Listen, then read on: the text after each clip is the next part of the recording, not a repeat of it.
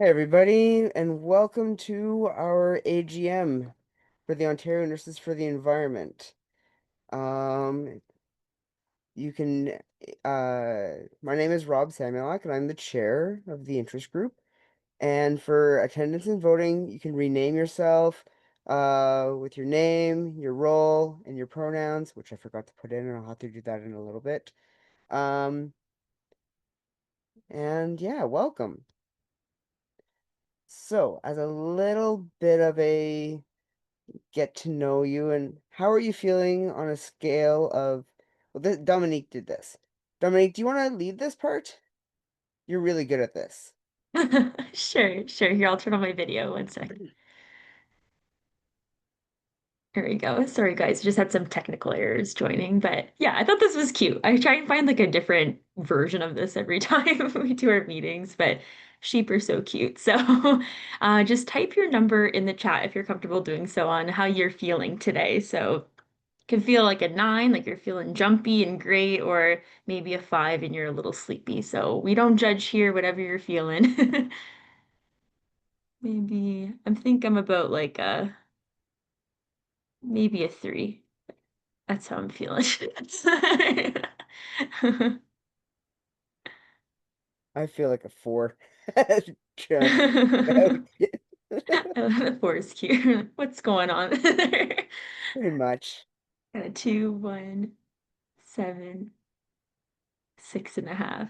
People are all Beautiful. over the place. The flowers are cute. Ah, awesome.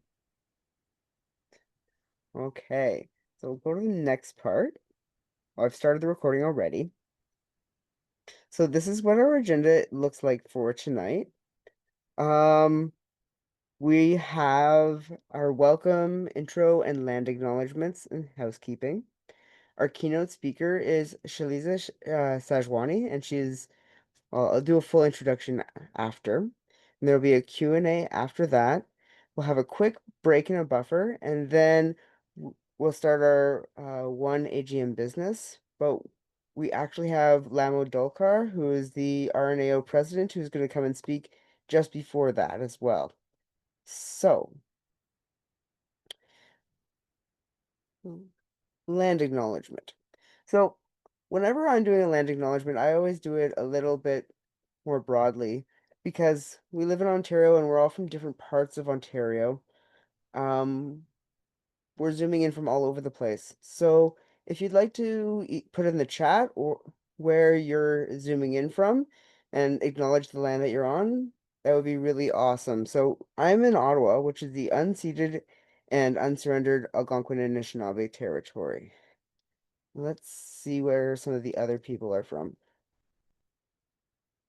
And if you go to nativeland.ca, I think it is, you can find out. Oh, Naz, you're in Iran right now. That's awesome. Dish with one spoon.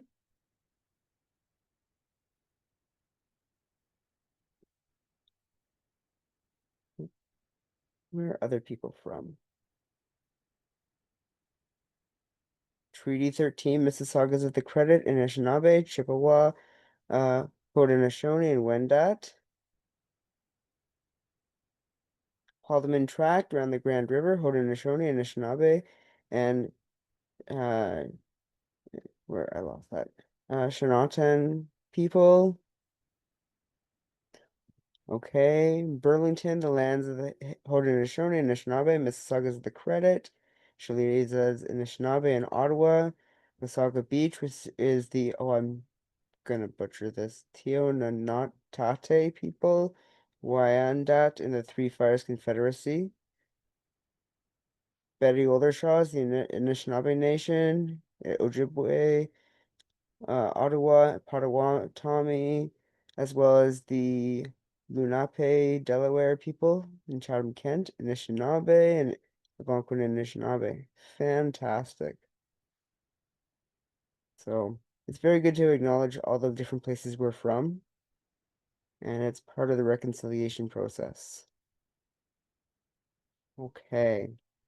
So we're very lucky to have Shellyza Sajwani come, and she is the co-chair of the Canadian Association of the Pharmacists for the Environment, CAPhE. She's an adjunct professor at the University of Ottawa, and she's a clinical pharmacist at the Ottawa Hospital. I have a full intro. I just can't access it while I am sharing. Um, that was a failure on my part. But I will let Shellyza continue to introduce herself. So, Shellyza, would you like to open your screen and come on? Sure. Yeah. Hi, everyone. Can you hear me well? Yeah, it's great. Okay. I know it's always awkward introducing yourself, but no problem. Sorry. It's okay. No problem. Don't worry about it. So my name is Shellyza. I've been a pharmacist for about 15 years, and I co-chair the, sorry, excuse me, I have a bit of a sore throat too. I co-chair the Canadian Association of Pharmacy for the Environment. Prior to that, I'd been involved in some global health work. I do some planetary health research with the University of Ottawa.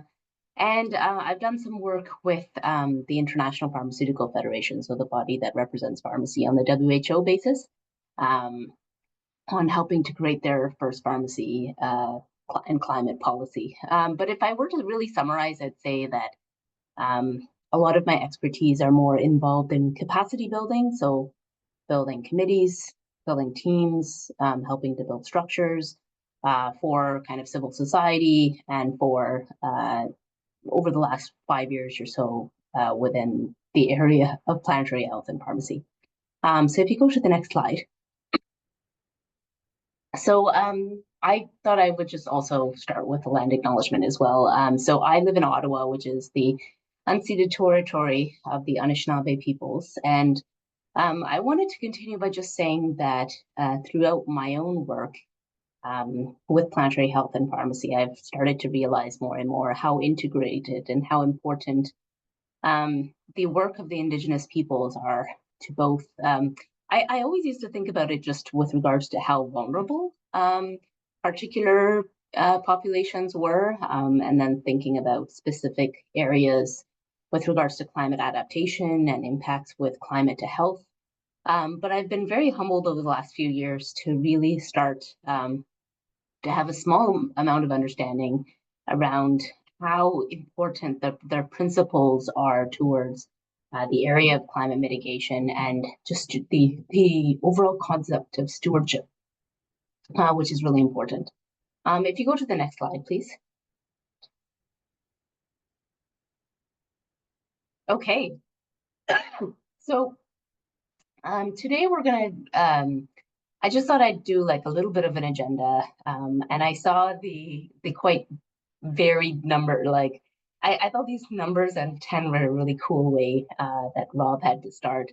And I was looking at the range of the numbers in the chat, and I know that some of you are on the low side, like there's some ones, twos, and threes, and some of you are kind of in the middle. And I wanted to mention that we're going to keep things light, and this is not going to be very academic. And we're also not going to keep things very depressing either.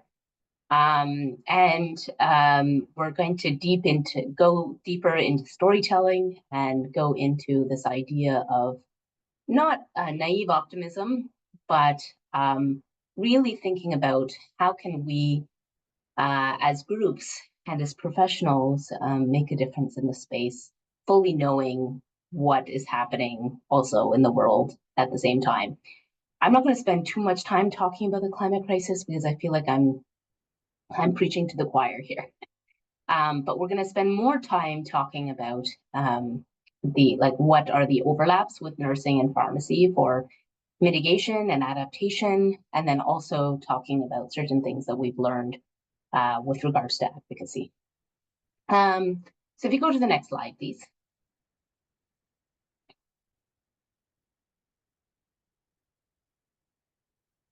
Okay, so how did I get involved in the space? Basically, I mentioned that I had been involved in global health And I've been doing that for a few years as well, between 2016, 2017, and 2021. And I'd gone to Uganda, done some work there, and I'd been involved with the leadership of Pharmacists Without Borders Canada. And throughout that experience, I had a niggling thing at the back of my mind saying that, man, it's really awkward that I'm helping with global health, but my own country is involved with a lot of these emissions, which then, and these emissions are having an impact on health, including and especially global health. But now, of course, it's having an impact on Canadian health as well. And I thought, okay, well, this is a kind of awkward thing. Like, and I really admire people who are doing so much work in global health on the front lines. And I also think at the same time that there's a huge role for us in terms of trying to reduce emissions as well at the same time. So it was a bit of a awkward kind of moral injury that I was going through. At the same time, several years ago, I was randomly, a few years into my oncology pharmacy life, I was diagnosed with ovarian cancer myself, which is awkward, right? Like you're an oncology pharmacist and you're working on the front line and you're talking to somebody sitting in the chair. And now suddenly over a period of 24 hours, you go from someone who is like, oh, a little bit of weight loss, but otherwise living a normal life, to having a strong suspicion of ovarian cancer, and then 3 weeks later, a confirmed diagnosis of ovarian cancer. And then going and speaking and actually sitting in the chair and getting chemotherapy. And why is this relevant? Well, in my first week of chemotherapy, Ottawa was hit by 7 tornadoes. And you may remember this, for those of you who are in Ottawa, this was around 2018. And my first thought was I was kind of hiding in my parents' house. And I was thinking, oh my God, is this going to impact the supply chains? Is this going to impact whether I can get treatment from the cancer center? Is this like, do they have disaster planning in place? I didn't really think so. I wasn't sure. Is this going to impact my life expectancy? And I started realizing that we need to think about both climate mitigation in terms of emission reduction, but we also need to think about climate adaptation in terms of how can we have resilience of our healthcare system to the escalating climate crisis, since the climate crisis is also here. And basically what ended up happening is that the acceptance of mortality on a personal level ended up leading to trying to understand a wider issue of the climate crisis affecting the world more broadly and the stability of the world more broadly. And when I went into remission, I pivoted from global health work that I was doing virtually at the time through the COVID pandemic to climate work. And I say this because most people who have gone into this area have gone relatively recently as healthcare professionals. I mean, the whole area of planetary health and pharmacy has really exploded. Has really exploded over the last 5 years in particular. So we all have our own personal reasons for being in the space, and I'm very similar. And sometimes we can feel a bit of imposter syndrome in the space because we're being seen as advocates, we're being seen sometimes as experts, as specialists, as leads, but we all kind of come here through a different journey, and we're all consistently learning through that journey. If you go to the next slide, please.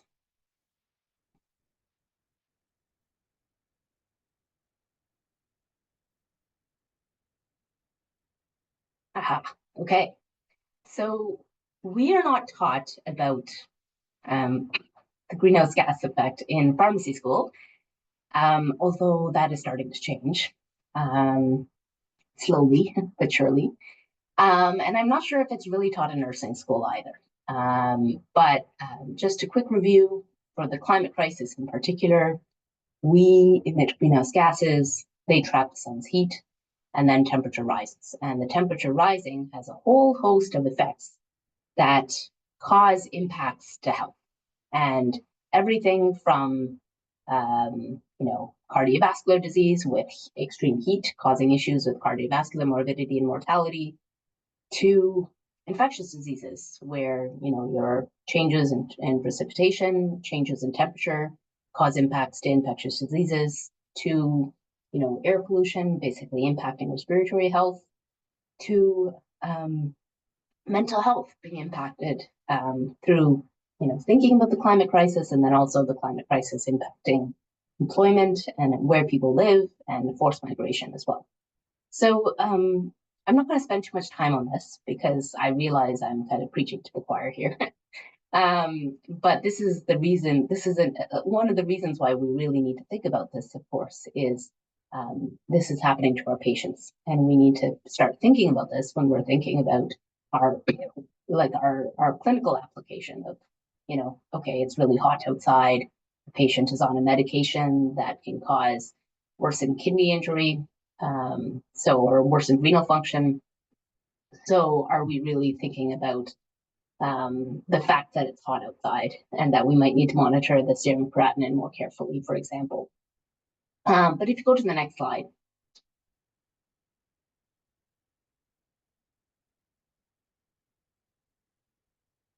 Okay, so this is a very pretty picture in the background, but the concept is not so pretty, where you have a comparison of the airline industry and its emission burden.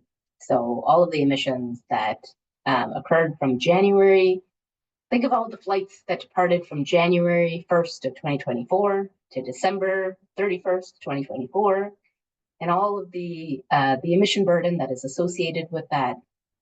And then think about the healthcare system and its emissions burden. And actually, the healthcare system has a bigger emissions burden than even the airline industry. And medications count for a quarter of that. So that is why pharmacists are so relevant to this specific area. And collaborations between pharmacy and nursing is so important. And as soon as we start learning about this, we start realizing that if we're not at least aware of this, then it can cause sometimes a little bit of moral injury as well. But on the bright side, there are things that we can do to reduce these emissions within our practices as well. So if you go to the next slide.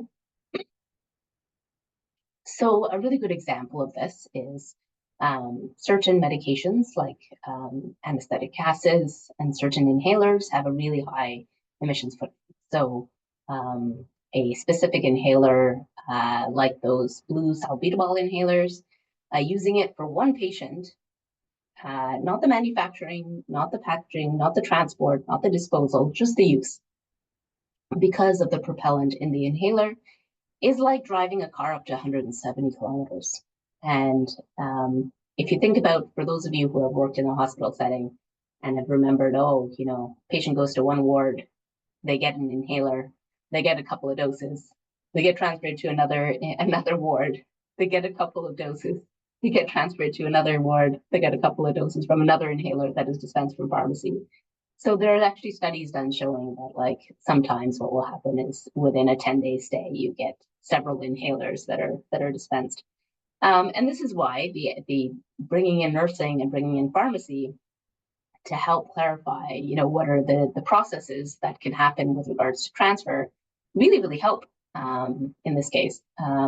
Same thing with desflurane. So desflurane is a anesthetic gas where if you use it for 1 hour for one patient, it's the equivalent of driving a car more than 300 kilometers. And there are other anesthetic gases that don't have that big effect. So we can actually reduce emissions in this case.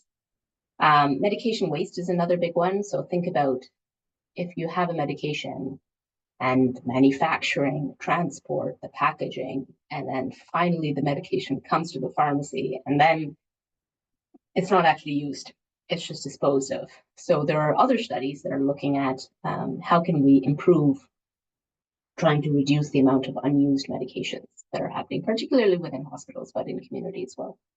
And then in procurement, we're looking at how do you reduce the emissions associated with manufacturing as well. So lots of different things that we can be involved in. Next slide, please.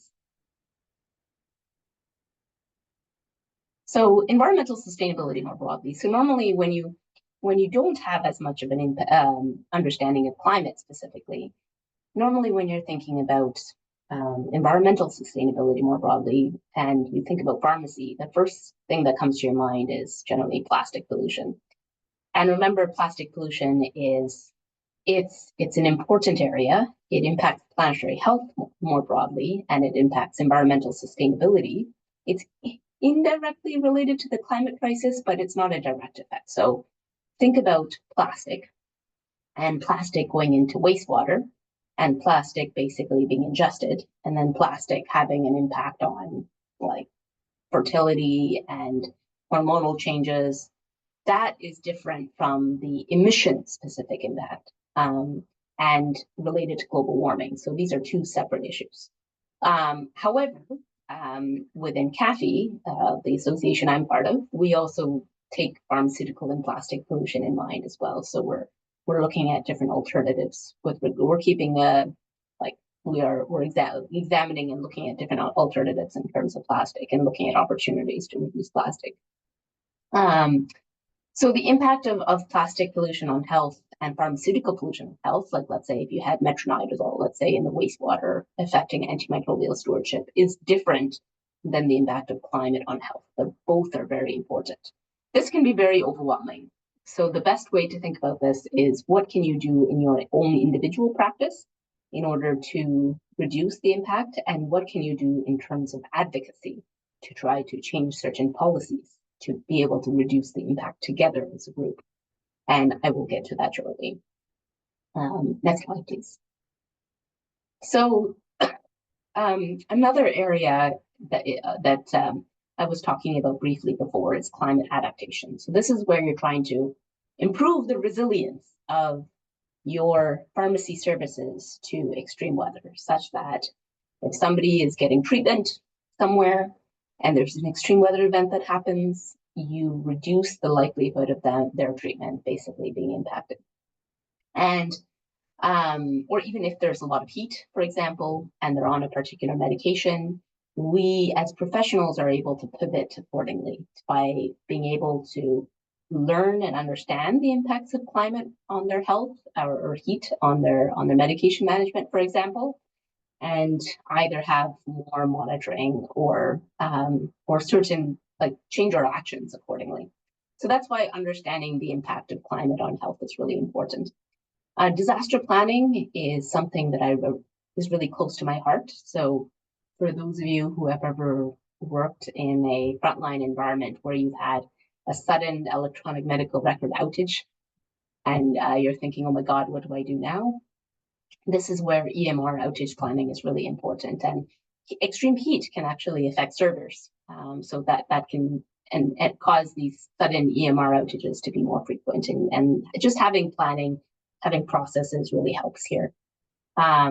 Inventory management is another area of disaster planning that is relevant to us specifically. So having some buffers in place, let's say if order from the suppliers don't come as they're delayed for a couple of days, then are we able to manage in terms of our most frequently ordered medications only? Communication processes. So this is particularly relevant with nursing because in a hospital or even in a community setting, is there communication that is occurring in terms of disaster planning processes that can protect patients between the various professions, so between pharmacy and nursing and within the physician group as well and the other allied health professionals. Medication stability and heat. So what is the stability of a medication out of the fridge? Let's say if a patient is home and they don't have air conditioning and they have these medications at home, what happens when there's an extreme heat warning? Yeah, are those medications stable or not? And then, of course, as I mentioned, medication management and heat. So this is like, okay, a patient is on a diuretic or they're on a medication that can cause can worsen their renal function.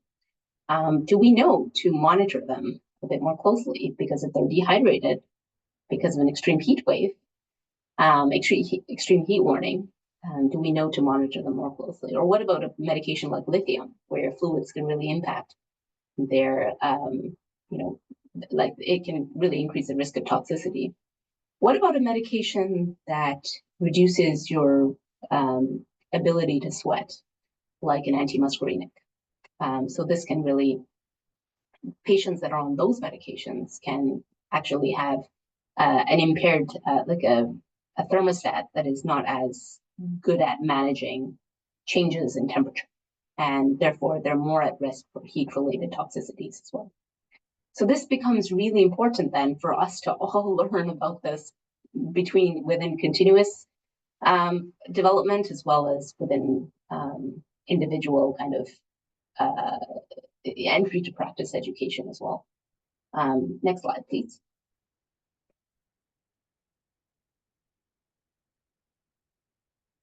Okay, so where did CAPhE come from? So this is where we start getting a bit more excited.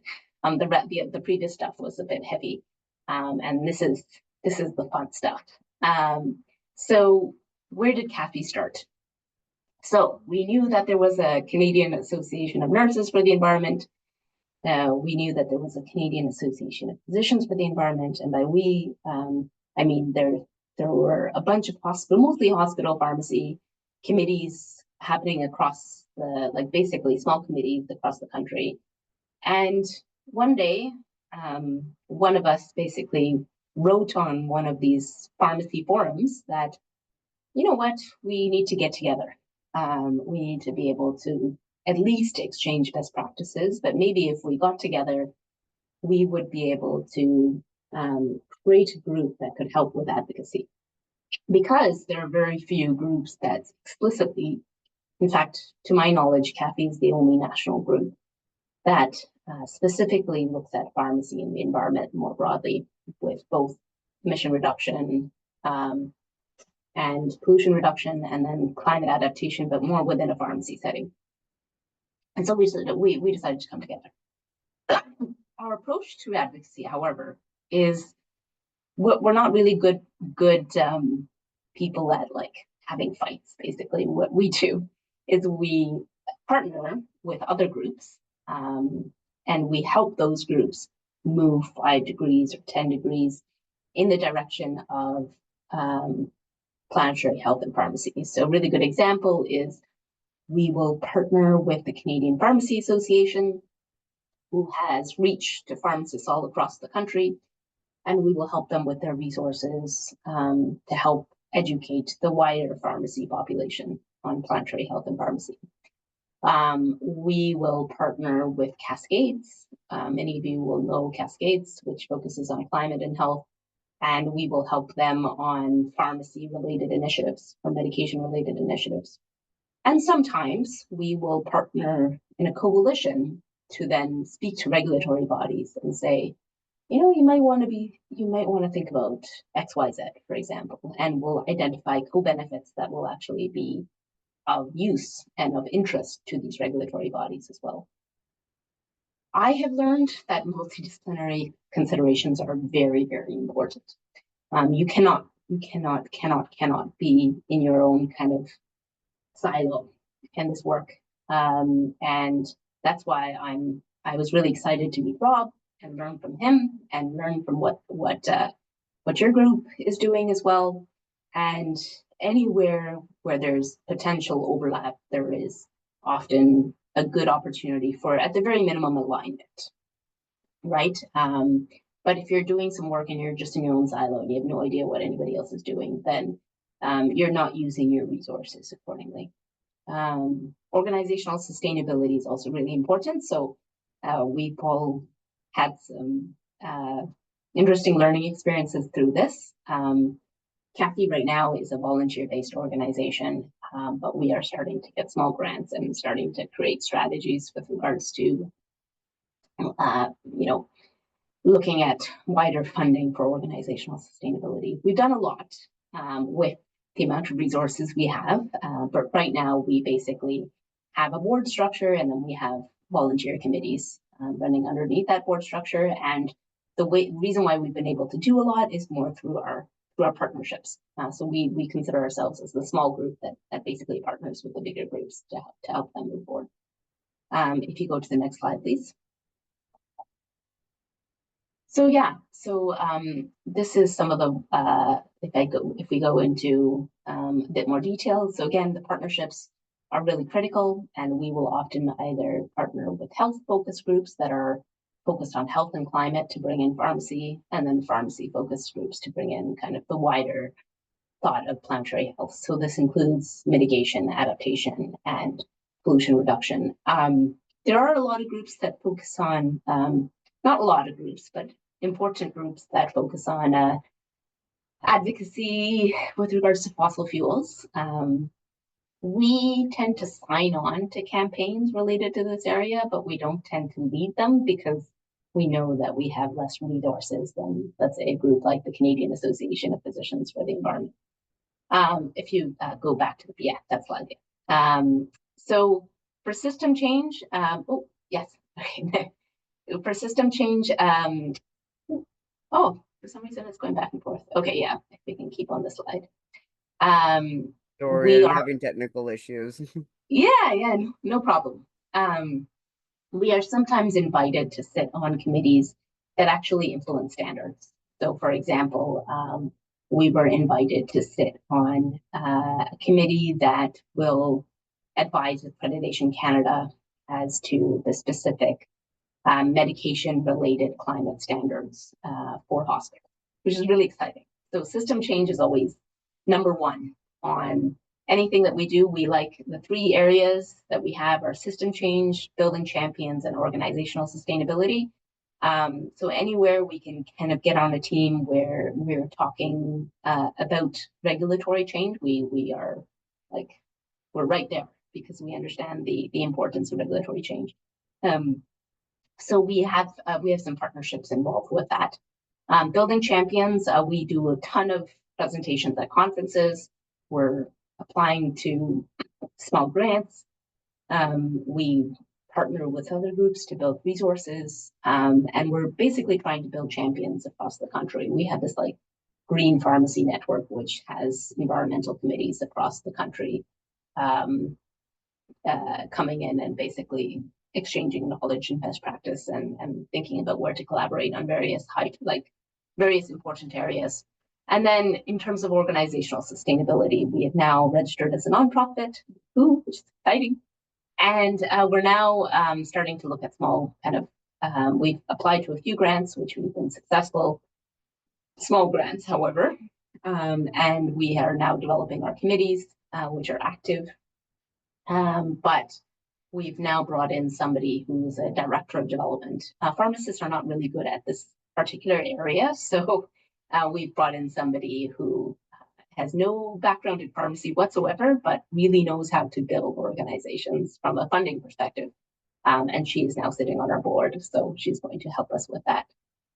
So we're in transition, we're in growth. I'm excited, like knowing that we started in 2022. You know, I think we're really proud of what our teams have been able to accomplish in a short period of time. Next slide, please. So one thing that we have particularly learned is, again, reaching outside the usual tents is important. So, of course, many of you will have known like the names of CAPhE and GAIN and Cascades and the Canadian Coalition of Green Healthcare. And we're starting to learn about the importance of reaching, you know, even beyond that.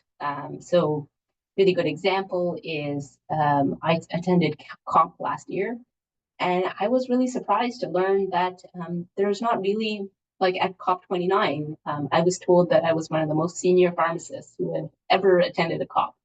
And that really shocked me and scared me because I was thinking that these are places where major decisions are made about funding and about policy. And if we're not at the table, then how are people supposed to know? So really going out of one's way to be at the table with regards to regulatory change where one can is really important. And I have actually learned a lot from my nursing colleagues in this area in particular, because nurses have been attending CAPhE for a lot longer than pharmacists have.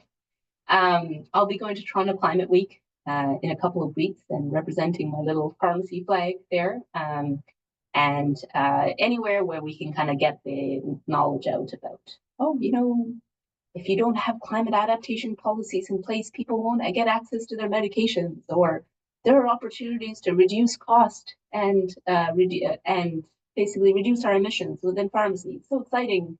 You can get to those co-benefits really quickly. So just being at the table is really important. Next slide, please. So some key things to think about within advocacy. Again, I can't emphasize the importance of partnerships and multidisciplinary opportunities, which is why I was so excited to meet you all.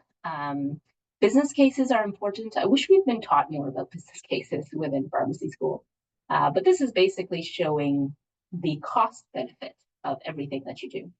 And you will find that people are a lot more willing to talk to you. You can talk to them about how they can save money. Advocacy for legislation, so always thinking about system change is important, instead of just thinking about this kind of individual finger pointing. Thinking about system change is really helpful. And we have found an interesting area with regards to this whole area of workforce training and curriculum. Now, climate and health are on the pharmacy accreditation standards for the curriculum more broadly. It's a strongly recommended area, which is really exciting for us for the pharmacist curriculum. And a lot of the groups in terms of academia are really interested in moving forward in this. I'll leave you with one last one, which I've learned both through cancer, as well as through my years of remission that basically match up with my years of working with climate work. Because it's a crisis, we are often used to thinking about this in terms of a sprint. And we should be very concerned in terms of the urgency. However, you know, we know what's happening in terms of the world, and the world events can really get to us as well. I can't think of a time in history where community building that we can learn from our Indigenous colleagues, where thinking about one's mental health as well, grounded, like just being grounded, is more important. Like I'm a big history buff, and I can't think of a time in history where for us, as in particular, people who are trying to work against work to reduce emissions and protect our patients from this huge, overwhelming climate crisis. I can't imagine a time where this is more important to basically think in terms of your groundedness, think in terms of your self-care, think in terms of community building, while also dealing with the urgent crisis of the climate crisis. And I've learned a lot from my Indigenous colleagues related to this in particular, as well as my faith is something that I typically keep private, but it's something that has helped me here as well. Next slide, please. So that's it. I'm not sure how we're doing for time, but I kept it short just in case there were questions. That was amazing. What you have accomplished in the last 5 years or so is just like, it just blows me away.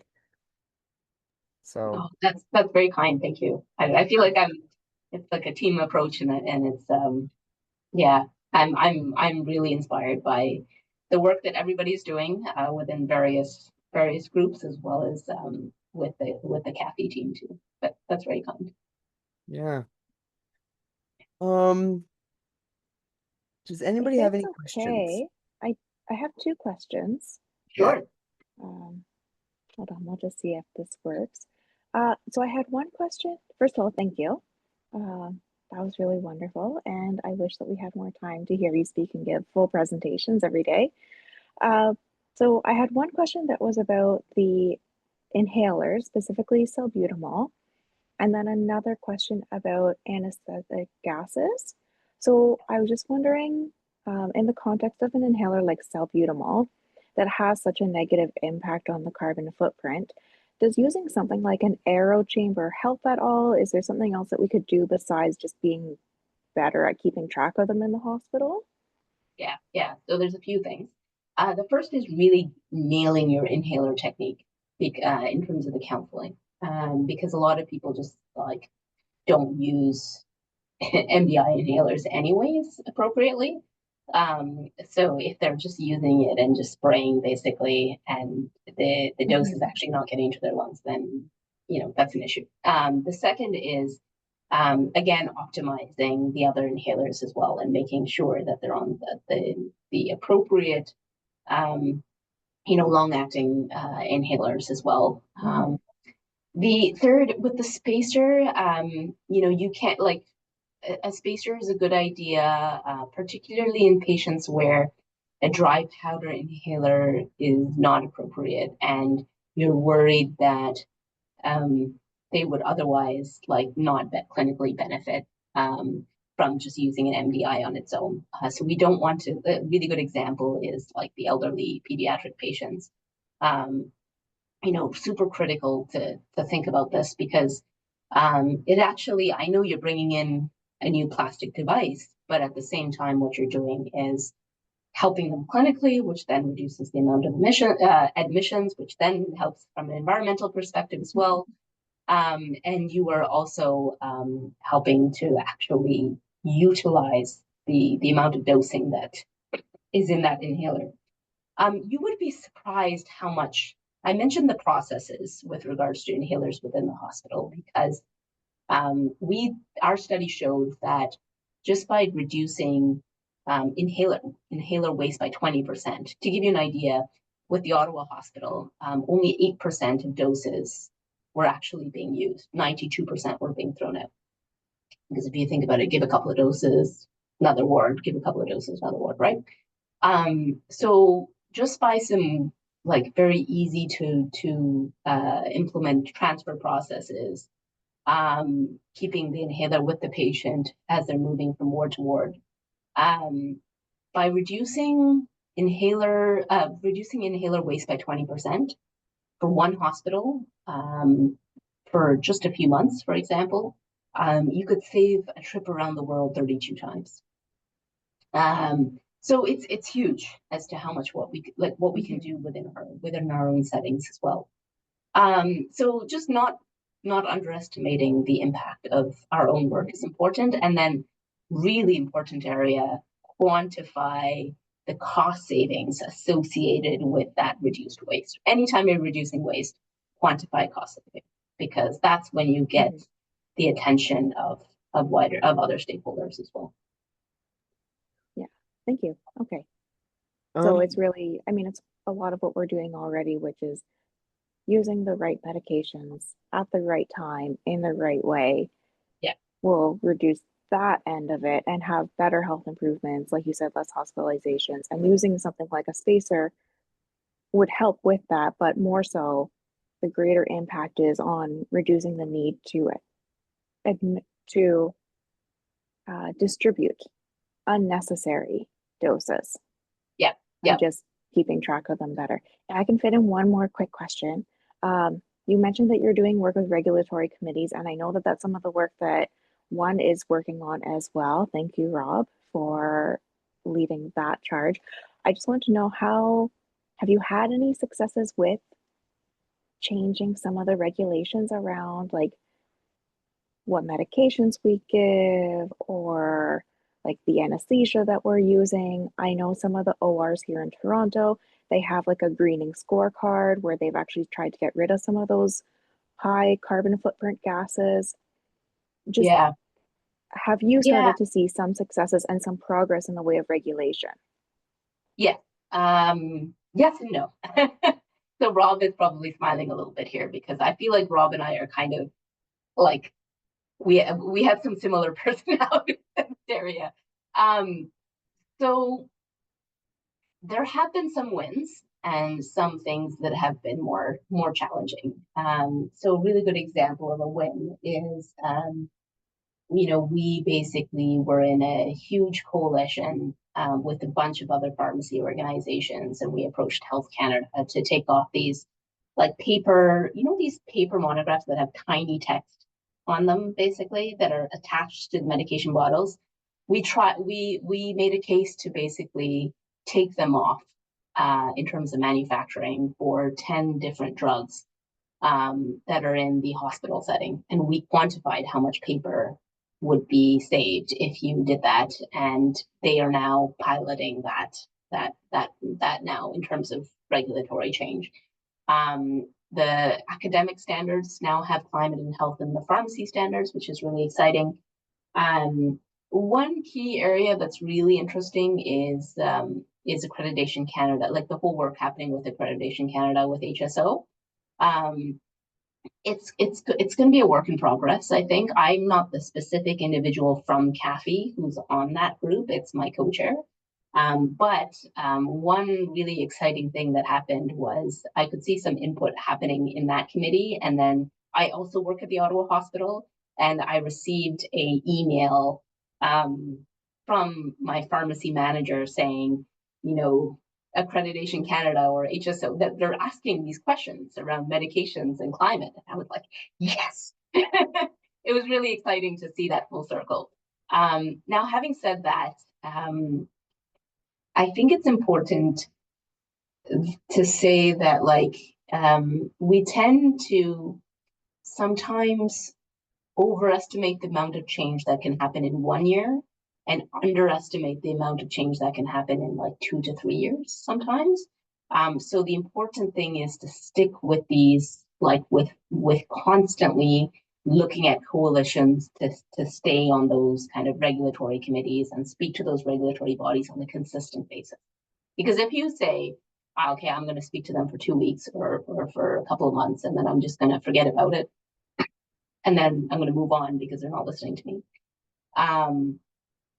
it's going to be more difficult. Then the process, what I tend to do is more think about, okay, how do we continually build coalitions, and how do we monitor the wider circumstances that are impacting what those regulatory bodies are focusing on, and being very strategic over, okay, what are their current priorities? Who are they reporting to? What are the priorities of the people that they are reporting to? And how can we link what we are working on to, or what we're concerned about, to their existing priorities? And also link cost as well. Anytime, for example, patient safety is an issue, you tend to get the attention of regulatory bodies more quickly. Anytime cost is an issue, you tend to get the attention of certain people more quickly, because there are huge interests right now in trying to reduce cost within the healthcare system more broadly. So I think that's a bit of a convoluted answer. There are, for every 1 or 2 wins, there's 10 more or 20 more that I would like to see happen. But I think getting excited about the individual wins is really important, because then it can help maintain your energy for the long run. I have 2 questions. I'm going to do one now, let Jocelyn ask a question, then follow up with it. First question is around the MDIs. I know there's Ellipta for a lot of the long-acting. There are some short-acting rescue inhalers as well. Can you describe the benefits and also the pros and cons of these? Yeah, sure. So terbutaline is typically the dry powder inhaler that we recommend. And some hospitals have been successful in bringing it on formulary. Symbicort is also now on a lot of guidelines. So you can, it's actually, technically you think of it as long acting, but it can be used as a PRN. And we recommend that as well. I think if you're thinking about change on a system level related to these things in particular, bringing in a respirologist is like really, really important, because that really, like, somebody that is in your corner that is willing to really kind of bring in the rationale is important. The con about terbutaline, of course, is first dry powder inhalers. Dry powder inhalers can't be used for everybody, so you still need certain patients to be on like a small minority of patients to be on MDIs. But depending on like the specific patient demographics, basically, and what illness they have specifically, if they're in the ICU setting, etc. But yeah, there are alternatives for sure. One thing to keep an eye on is like what is happening in the manufacturing side as well. Like, are there examples of companies that are now going to try to create inhalers without that particular propellant? For example, a really good example of this is there's one company that has now come up with like a low volume propellant instead of a high volume propellant. So we then say, okay, well, if you have to go with an MDI, then you may want to go with the one that has the low volume propellant, because it has lower global warming potential over the long run. So it's kind of like a benefit. A really important area for pharmacy specifically is, and for, I feel like everyone, is to really try to keep some good relationships with these group purchasing organizations, because they want to listen to what healthcare providers who have an environmental lens have to say about all of this. They're trying to incorporate environmental sustainability within their own contracts as well. And that's important, because then that motivates manufacturers to financially to actually think from an environmental sustainability lens as well. So important things to keep in mind. Thanks very much. Jocelyn, do you want to ask your question? Okay, here I am. Hi, thank you for your talk. I was able to listen to most of it while I was in the car, so that was awesome. And I wanted to think about kind of the data piece of things, because I think that is, like you said, like so critical. It brings so much strength to what we do, and we can pinpoint kind of some really strong kind of interventions that can have a big impact, right? So my question is, like, I'm kind of coming from a research space, right? And I'm really thinking about like, um, I just feel like there's a lot of data. I feel there's a lot of data for certain things. And from my point of view, but I want to hear your point of view and your experience. Like, what has it been like in terms of accessing the research that you need? Like, is the data there? And not necessarily like, well, yeah, maybe what research you see is lacking, and kind of how your process goes in terms of synthesis as a group too, and like and deciding what to focus on. Yeah, really good question. I wish at the start with 2022, I wish at that time I had learned how important data was. It's really over the last like few years, a bit like couple of years, I would say, I've learned more and more. And now I'm like, this is one of my biggest priorities. In fact, I should have mentioned this in the slides, actually. So there's good news and bad news. The good news is that it is easier now than before to track things like how many medications were wasted, because you can actually track how many medications were administered, and you can track how much has been ordered, and you just subtract it, and you can get how many doses were not administered. So therefore, that's the amount that have been wasted. So that's how we did our inhaler project, and we were really lucky that we partnered with somebody on the research team who like was really good at getting that data, because I was a bit worried. That has then opened the door for so many other areas of like, okay, well, if we can track that, then can we track the amount of insulin that is wasted? Can we track the amount of PRNs that are wasted? Can we track the amount of opioids that are wasted in these CAD pumps? Like half CAD pumps that are half used, what happens to them at the end of the day?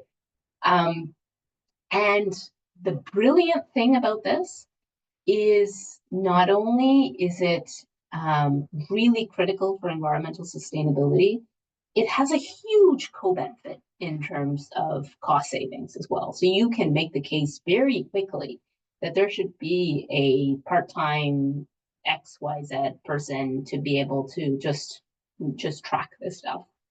So that's what we are trying to do. We are trying to make the case that there should be somebody that basically tracks and then provides recommendations for processes. The more this particular type of business case, that the more that model can be circulated, the more it becomes a standard approach, and the more it's just a precedent that everybody basically does this.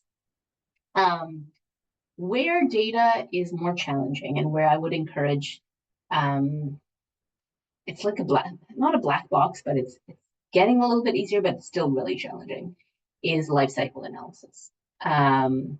With like emission calculations, with, and Rob is like, yes, with not just medication use, but the entire life cycle of the manufacturing of, where that medication, the journey of that pill, and what happens before that medication comes to you. And the problem with this specifically is there's now some renewed efforts to try to put pressure on pharmaceutical companies to basically disclose more. The way that most people calculate emissions right now is that they just use kind of standardized emission factors that have been, used, and you just multiply that by, let's say, the dose or the amount of medication you have, and then you come up with a certain amount of emissions. But I think if there was one area where I was like, I wish we had really strong data, it's life cycle analysis. And in fact, for CAPhE, this is something that has kind of haunted me a little bit, where I'm like, this is something where we need to make some traction in, and it's an area that we are just watching, and we're trying to figure out how we can like get some traction specifically in this area. I went to an International Pharmaceutical Federation conference just a couple of weeks ago, and they had a couple of speakers in this area. So I was hoping to kind of like from other countries, and I was hoping to follow up with them about this specifically. But yeah. I totally echo that. Like, I know Dr. Miles Sargent released that study about the one pill clonazepam and how many times it went around the world just to get to a patient in Vancouver. And I am a clinical instructor now at Algonquin College, and we're doing a Greening the Lab project, which we've been volunteering precepting with in the past years, but now I'm in a paid role there, which is pretty cool. But with the Greening the Lab, we're initially thinking about looking at, IV tubing and wanting to do a deeper dive into IV tubing and see if we can, procure something cheaper. But the minute I described the life cycle analysis to the students, it just scared them away. Yeah. So they went totally away. So they were not going there, but like, it would be amazing if we could get that, but that's a whole other thing. But we're at 8 o'clock now. Yeah, sorry. This has been amazing. Oh, And yeah, the vision that you have for CAPhE and what you've done in 5 years, it blows me away. So thank you for coming tonight. thank you so much for having me. And I just want to finish by saying that my mom is a nurse. I have a huge, deep respect for nurses specifically, and I'm so grateful to see like the nursing and the environment lens specifically, because I feel like it's such an important player that understands the ground realities and that practicality comes in, and then also that increased scope as well, and the ability to communicate across frontiers and across stakeholders is really critical. So I really appreciate this connection. Well, I hope we keep this going. Yep, same. Thank you. We're gonna take a quick break. So if everybody wants to go get some water, quick snack, we'll come back. I'll say 2 minutes, but I really mean 5 minutes. But 2 minutes, go get some water or something. And then we're going to have Lhamo Dolkar, nurse practitioner, and RNAO president say a few words. And Shellyza, if you want to stay on, you're welcome to. And if you want to say goodnight, you're also welcome to. So Thanks so much. I'll head off, but it was really great meeting all of you. Thank you. Yeah, thanks for coming. I just wanted to say thank you, Shellyza. You know, the commitment that you are showing. I mean, it's an individual responsibility, but you're thinking about much bigger than just yourself and just your own profession, and that speaks a lot to your commitment and your vision. And yeah, I stepped in a little late, but I was so fascinated by the way you were talking about how the medications and implications of medications, and especially me being a nurse practitioner and all the drugs that you're talking about, that's something that I always deal with, but you know, a lot of my counterparts don't give it a thought, and I never gave it a thought, I'll be very honest, before I started knowing a little bit more through my conversations with other individuals who were very, very much interested in climate. But I think it's everyone's business, you know, then, and everyone needs to know and everyone needs to be aware. So thank you for that. Because you're heading out, I just wanted to say thank you. Thank you so much. I really appreciate your kind words, and I'm really excited to hear more. I'll hear more from Rob later on about your work in particular, but which I'm really interested in. So thank you so much. Yeah, September 20th, if you're around, there is Draw the Line that's happening. It's for climate justice, environmental, social justice, where RNAO is endorsing it. We are not the ones that is organizing, but we are endorsing, and we are going to be there in numbers. If that's something that you would be interested, or you could let your other counterparts and colleagues know. This is about, you know, the ring of fire and everything that's ongoing that people in power are not listening to. So wait, thank you. Can somebody send me the details with regards to that? I'm really interested in looking in more detail. Rob, you want to send? Yeah, the Ring of Fire. It's Saturday down by the War Memorial. It's the climate march. Saturday, I think it's 11 a.m. Yeah. But yeah, thank you. I will. Much. Yeah, if you can do that, that would be great. Amazing. Thank you so much. You're welcome. Bye-bye. All right, so we'll have a quick break, and in a couple minutes, Lhamo will say, well, I don't have to say a few words. I'm just going to be saying like just maybe a 1-minute hello greeting, and then I'll let you have all the podium, Rob. Okay. As soon as we come back from the break. Yeah, I'm going to turn my screen off for a moment, and then we'll come back.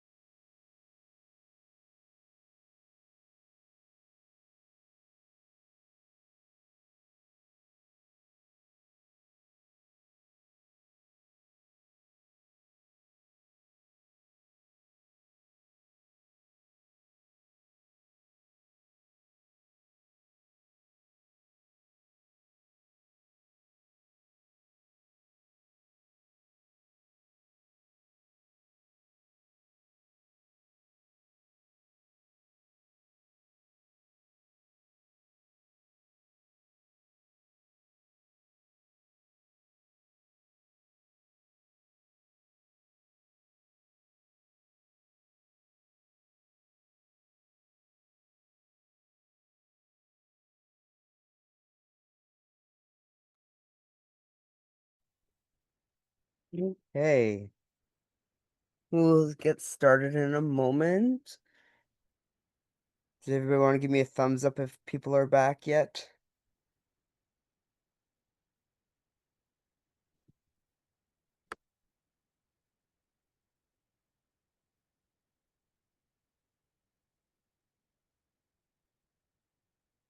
Okay, Betty Oldershaw is back.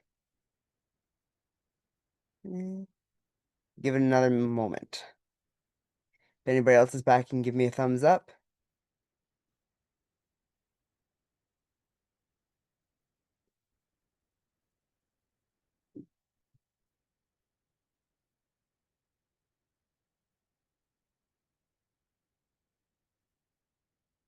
Okay, more people are giving me thumbs up. Great.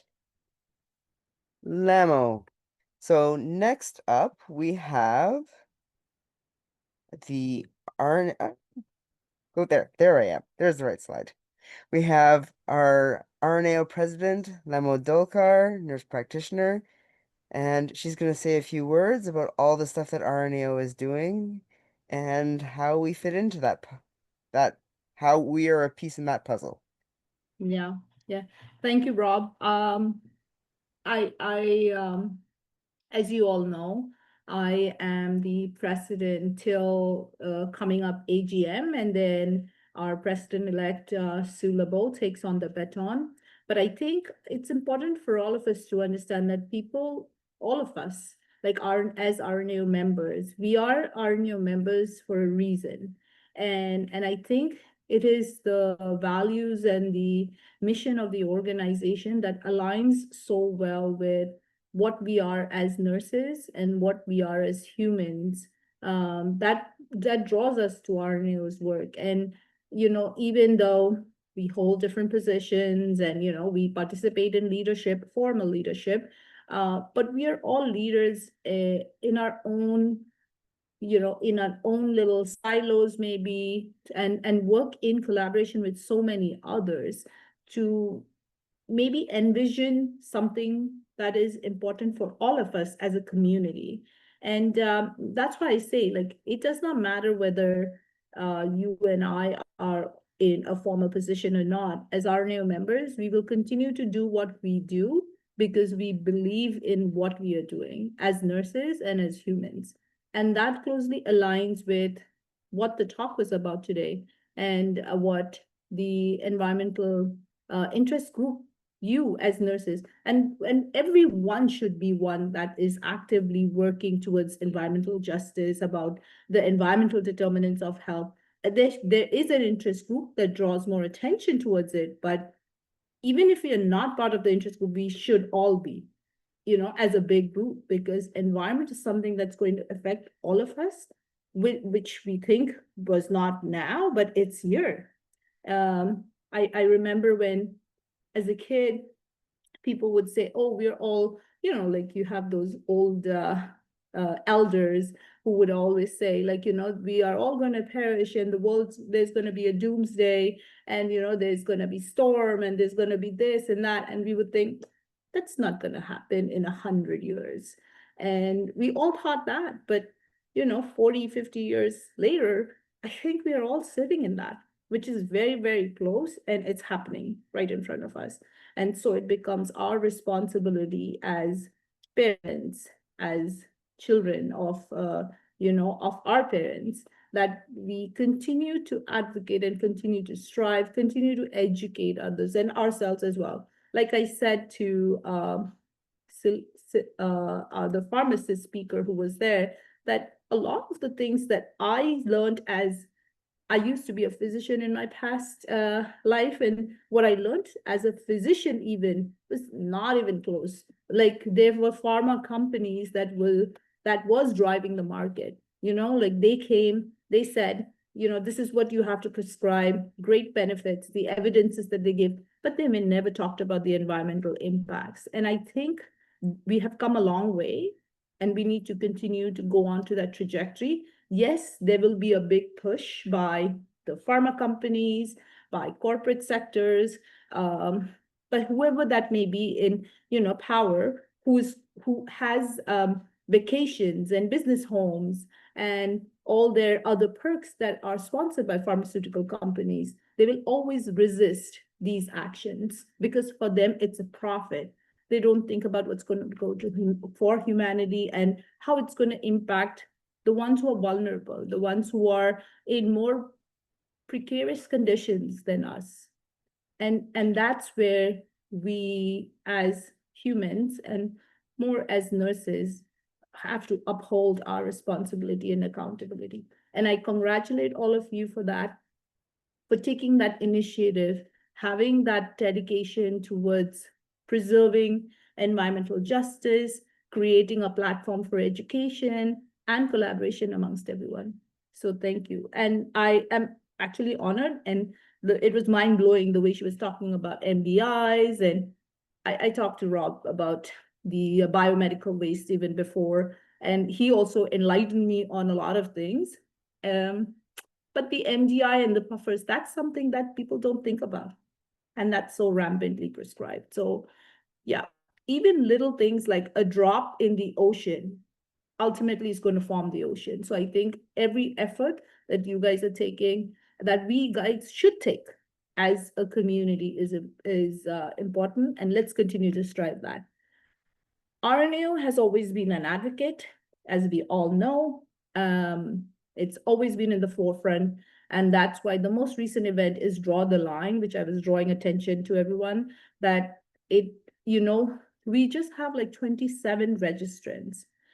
This is a big, big event that's supposed to be. And Canada is supposed to be leading. As Canadians, as humans who believe in environmental justice and social determinants and equity, I think it's really important for us to show up and even educate others as why we should advocate and raise the voice against what the governments are doing, right? The buildings, the infrastructure, the tunnels, they all come at a cost to the society and cost to the environment. And I think it's important to keep the government in check, to tell them that they need to think about people who are marginalized, think about environment, think about people who might be impacted by these, so that they can take an informed decision that is equitable, accessible, and it's for all. So that's the only thing. September 20th, it's happening across Ontario in different locations. You can look up at the RNAO website and register. Just show up, be there, and be the voice. So thank you for having me. An absolute amazing presentation. Maybe I'll hear more after that. Right, Rob? Oh yes, thank you, Lhamo, and thank you for drawing the attention to Draw the Line and all the work that you're doing with RNAO. Would you be open to taking questions from Yeah, anyone? sure. Yeah. Does anybody have any questions for Lhamo?